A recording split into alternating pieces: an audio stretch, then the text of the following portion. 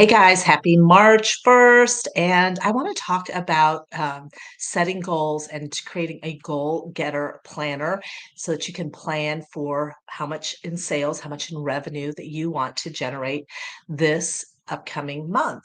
And so it doesn't just accidentally happen. You just don't show up and it's going to like fall in your lap. You got to have some plan, you got to have some intentionality to it. So I created a goal getter planner that I can send you in a PDF that you can print out. And it just helps to kind of logically think through it. And so I'm going to pull it up on screen. Hold on one second. I'll put me down in the corner so you see me. Okay, so this is the goal getter planner. So the first thing that you want to do is you want to have a monthly revenue goal. And I'm going to show you, I did some mock numbers and I'm going to show you kind of what it looks like when you do some mock numbers.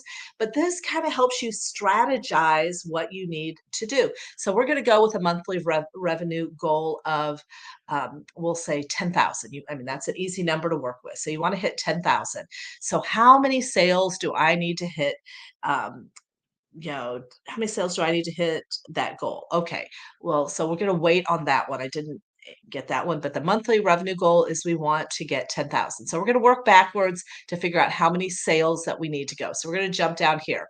So hopefully you have three products. One of the things that I teach people how to do is how to have a small, medium, and large product so that maybe you have a high ticket product that is 4,500 or $3,000. And we'll call that high ticket. It's debatable with different people what's high ticket. I've sold $250,000 programs, but to solopreneurs, if you're selling a $3,000 product, that's probably going to be a little bit higher ticket. And then maybe you have a $1,500 product, and then maybe you have a $200 product. So those are your different products. Those are your small, medium, and large products. And so the next thing that we have to do is go down and figure out how many of those large products we want to sell. So maybe you sell one of the $3,000 product. And I already did the math because I wanted to kind of kind of have the numbers to work out. So this is what I do. So I look at my products that I have and I figure out how many of my large products do I need to sell, how many of my medium-sized products do I need to sell, and how many of my small products do I need to sell. So large, I have down, and we're working with a $10,000 plan. We're going to sell one $3,000 large product, large package. Now, maybe you sell two. So sometimes what I find when people put the numbers down and they work with confidence and conviction, all of a sudden, boom, they get three of their bigger products. And because they're working the numbers, they have a plan. And so I'm not saying, I mean, you can go bigger. Maybe you put two of the 3,000. I mean, you can work whatever numbers you want, but we'll go with at least one of the big plans. You want to close at least one or the bigger $3,000 plan. So your total would be 3,000. Our next one is a $1,500 product. We put the price 1,500. We're going to sell a minimum of three of the smaller plans. That brings 4,500. Now we're at $7,500 with our bigger. That's four bigger packages. And we're at $7,500. So now we need to generate $2,500 that $200 program. And so I put a quantity, I've already done the math, 13 of the $200 program at $200, that comes out to $2,600. So now you're at $10,100 with this plan. Now, sometimes I like to play the numbers and maybe my real goal is 10,000, but I know if I set a goal for 10,000, maybe I'll fall short and hit 6, 7, 8,000. So maybe if maybe you have to shoot for 13,000 or 12,000 because if you stretch and do the math for 12 or 13,000 and you fall short, you are still going to end up with 10,000. So you can play that game if you want. So maybe it's doing two of the $3,000 packages or doing four of the $1,500 packages. But once you have this number mapped out and you know how many, you can total up. And if we do the math on the numbers, the one 3,000, the three 4,500, and the 13 2,600, that means that this total new clients we need to generate or new existing reorder, we need to generate a sales of 17. Now, you can take into account maybe you have a monthly reoccurring, auto or not an auto ship, but a monthly reoccurring, like a membership charge. Maybe you already have, and so you can take that out and run those numbers. Like, hey, maybe you already have, like, I have my ambassador program, so I could take my 2,600 and divide out what my ambassador program, so that it just leaves me with another number, or that could be my extra booster. So, however, but that new client number is so valuable and so important to us because it's just not going to happen without some planning. And so how many new clients do we need to bring in per week once we do the math? So we'll say we don't have any reoccurring or memberships, so we have to get 17 new clients. So how are we going to get 17 new clients in the month? How are you going to generate 17 new clients in the month? Where can I find those prospects? So that's the next thing I want you to think through. Where can I find those people?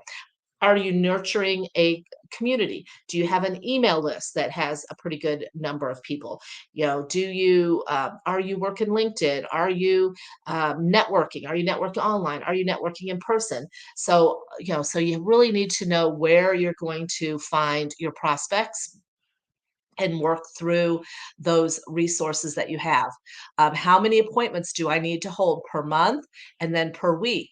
So if we need 17 sales and we need to close all those sales, I mean, if I did the math, 17 new clients, and say you have to, talk to four, you have to hold appointments with four to get one sale.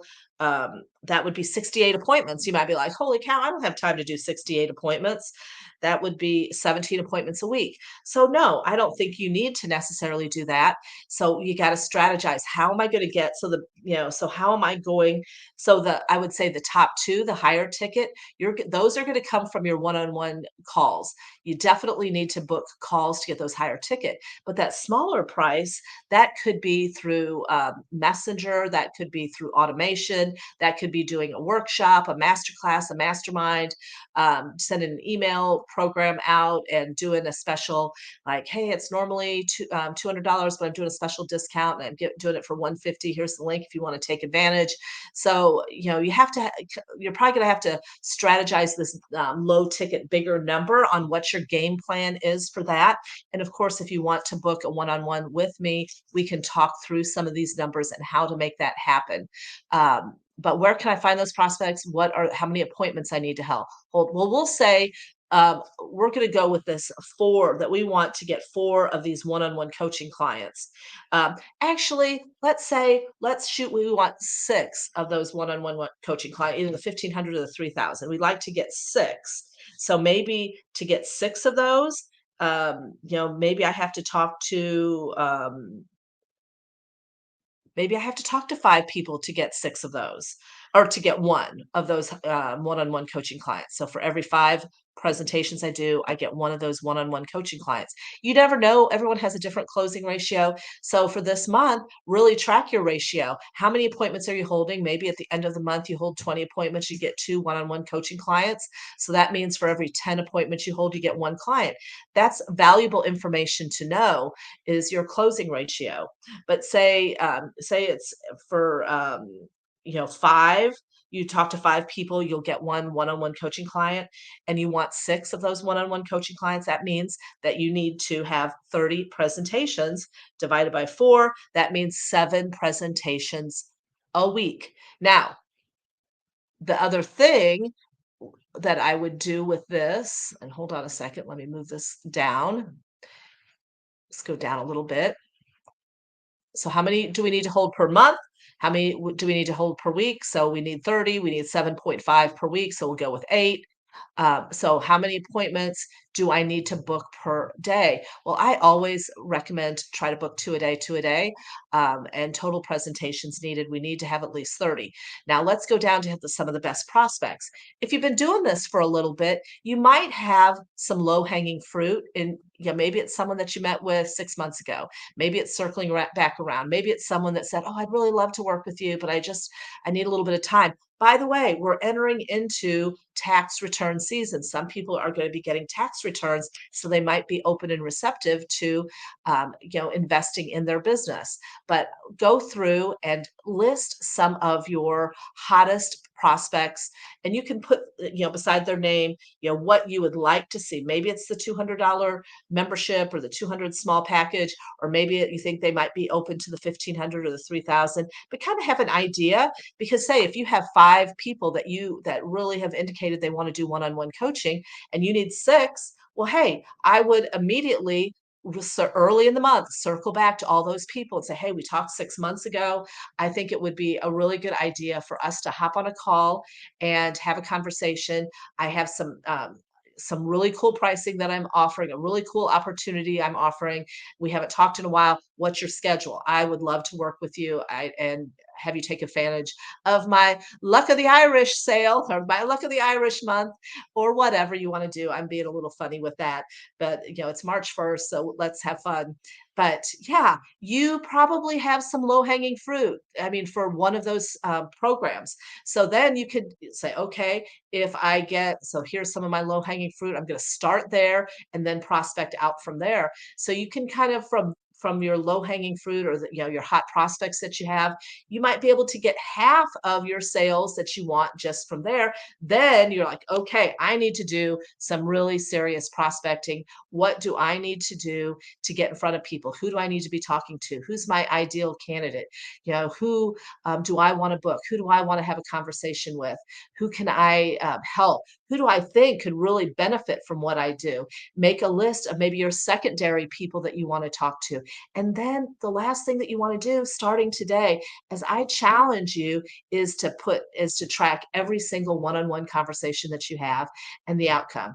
Did it, a no, I'm not interested, a yes, but not now, or you closed them and they're ready to move forward. So where they're at, and then make some notes. What caused them to hesitate? You learn from this. The more you do this, the more you track your numbers, then ratios appear, you get your ratio, but you also get more skilled. You learn what is causing people to maybe say no or put you off. And so you can tweak those things. So what I find when people start tracking their numbers and evaluating these numbers, that they get better. They see that, okay, I didn't hit my goal because I didn't hold enough appointments. I need to hold more appointments. My closing ratio isn't as good. So I need to improve my closing ratio. So where is my presentation falling flat? Is it handling what objections am I getting? What are the concerns that are causing? Is it money that's causing people to hesitate?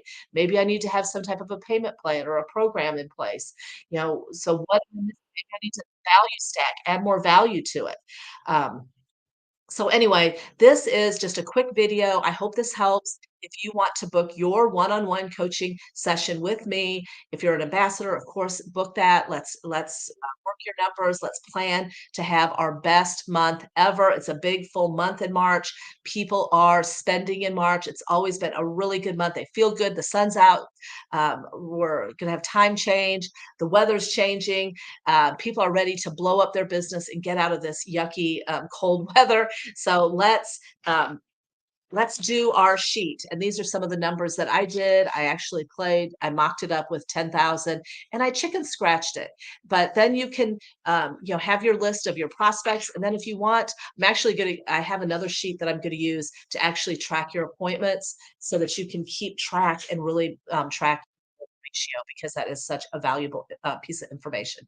You guys have a great day. I'll talk to you real soon.